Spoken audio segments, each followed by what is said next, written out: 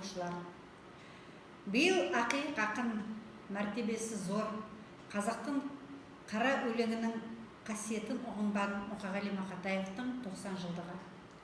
Мұқағали Мақатаевтың өмірі мен шығармашылығына байланысты мектебімізде Мұқағали мәңгілік ғұмыр атты 10 күндік өтті.